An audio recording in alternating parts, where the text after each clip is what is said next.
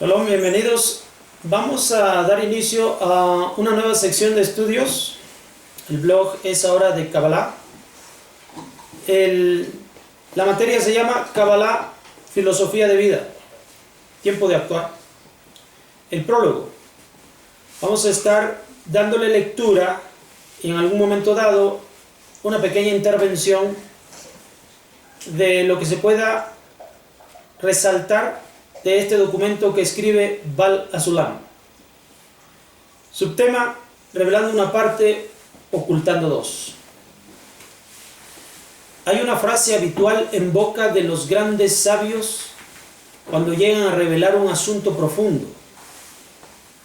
Ellos empiezan la disertación diciendo: estoy revelando una parte y ocultando dos.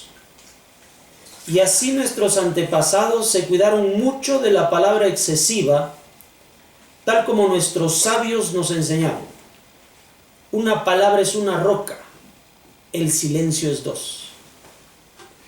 Significa que si tienes una palabra valiosa en tu boca, la misma es semejante a una roca. Sabe pues que callarla equivale a dos rocas. Se refiere a palabras innecesarias que se pronuncian, las cuales no tienen contenido ni uso relevante, excepto para adornar y embellecer la lengua en los ojos de los lectores. Esto estaba estrictamente prohibido a los ojos de nuestros sabios, como es notorio para los que examinan sus palabras. Así nosotros necesitamos prestar atención para comprender la retórica que estaba habitualmente en sus bocas. Tres clases de ocultación de la sabiduría. Hay tres partes en los secretos de la Kabbalah. Cada parte tiene su propia razón para ser ocultada. Estas son llamadas por los siguientes nombres: lo innecesario, lo imposible y el consejo del Señor es para los que le temen. No hay ningún elemento en esta sabiduría en la que los escrutinios de estas tres partes no apliquen, y ya las aclararé una por una. Empezamos con lo innecesario. Esto significa que de su revelación no provendrá ningún beneficio. Por supuesto, no es una gran pérdida porque se trata solamente del asunto de purificar la mente, de advertir de aquellas acciones definidas como cuando alguien dice ¿y qué? Es decir, ¿qué importa que yo haya hecho esto? No hay daño en ello. Pero debes saber que a los ojos de los sabios el ¿y qué? Es considerado el peor corruptor.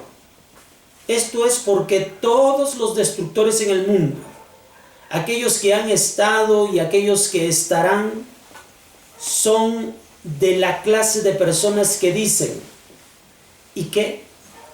Esto significa que ellos entretienen a sí mismos y a los demás en cosas innecesarias. Por lo tanto, los sabios no aceptarían a ningún estudiante antes de estar seguro de que sería cauteloso en sus costumbres para no revelar lo que no sea necesario. Número 2, lo imposible. Esto significa que el lenguaje les impide decir algo de su cualidad, debido a su gran sublimidad y espiritualidad. Por lo tanto, cualquier intento de revestirlo en palabras podría solamente engañar a los examinadores y desviarlos a un sendero falso, lo que es considerado el peor de los pecados. Por lo tanto, para revelar algo en estos asuntos se requiere permiso de arriba. Esta es la segunda parte de la ocultación de la sabiduría. Sin embargo, este permiso también requiere de una explicación. El permiso desde arriba no es sino la habilidad mental de la generación para comprender. Esto está explicado en el libro La puerta de las palabras de Rashbi. Se lee como sigue: sabe que algunas de las almas de los justos son del tipo de luz circundante y algunas son del tipo de luz interna. Aquellos que son del tipo de luz circundante tienen el poder de hablar de los secretos de la Kabbalah de manera oculta y por indicios, para que sus palabras sean comprendidas solamente por aquellos dignos de comprenderlas. El alma de Rabbi Shimon Bar Yochai fue del tipo de la luz circundante. Por lo tanto, él tuvo el poder de revestir las palabras y enseñarlas de manera que incluso si él las enseñara a muchos, solamente los dignos de entendimiento las comprenderían. Esto es el por qué a él le fue dado el permiso de escribir el libro del Zohar. El permiso no fue otorgado para escribir un libro sobre esta sabiduría a sus maestros o a los primeros que le precedieron. Aunque ellos fueron ciertamente más competentes en esta sabiduría que él, pero la razón es que ellos no tenían el poder de revestir los asuntos como él lo hacía. Este es el significado de lo que está escrito: el hijo de Yochai supo cómo proteger sus caminos. Ahora puedes entender la gran ocultación de el Zohar, escrito por el Rashbi, que no cualquier mente puede entender sus palabras.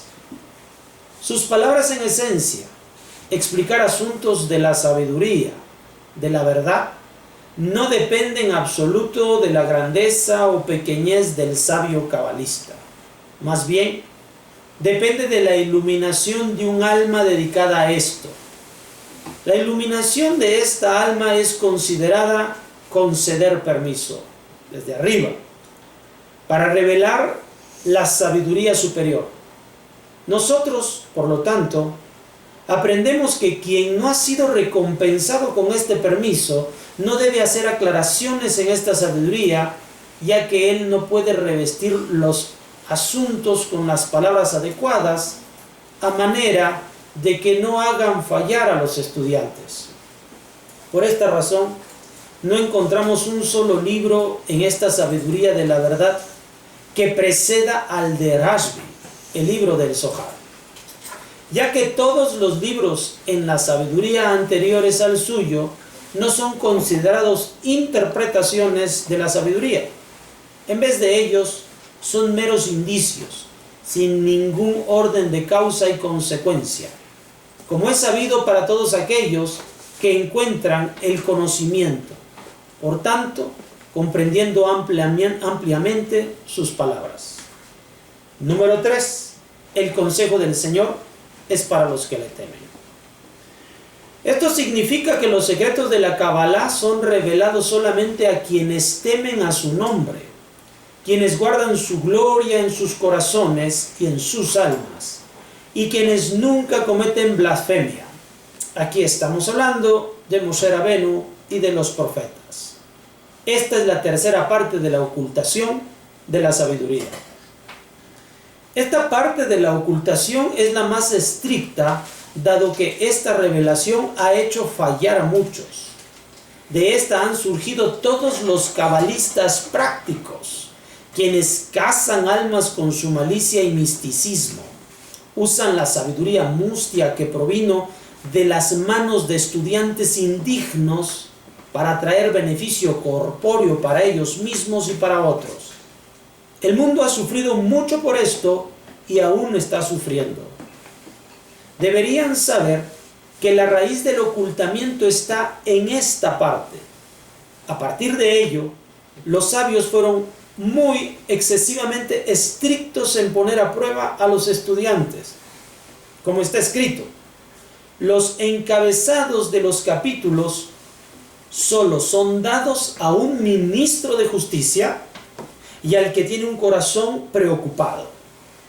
Y Maaseh Bereshit no debe ser analizado por dos, ni tampoco Merkabah debe ser estudiado por uno solo. Hay muchas más locuciones semejantes y este temor se debe a la razón anterior. Por esta razón, son pocos los recompensados con esta sabiduría, e incluso aquellos que pasaron todas las pruebas hacen el más serio juramento de no revelar nada de estas tres partes.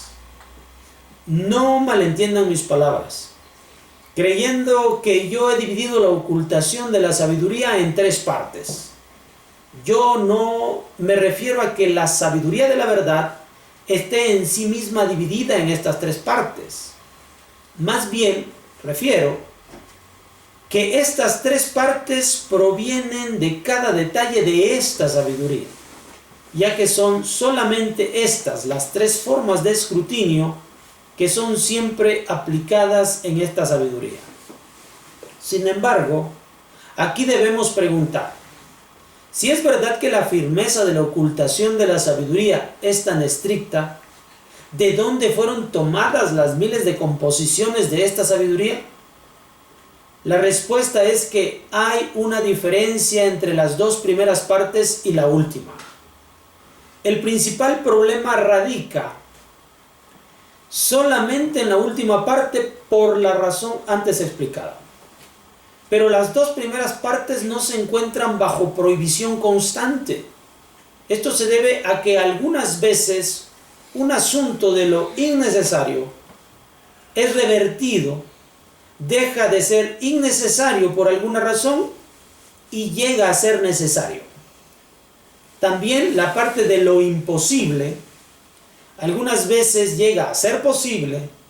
Esto es así por dos razones, ya sea por la evolución de la generación o porque fue dado permiso desde arriba, como le ocurrió a Rashbi.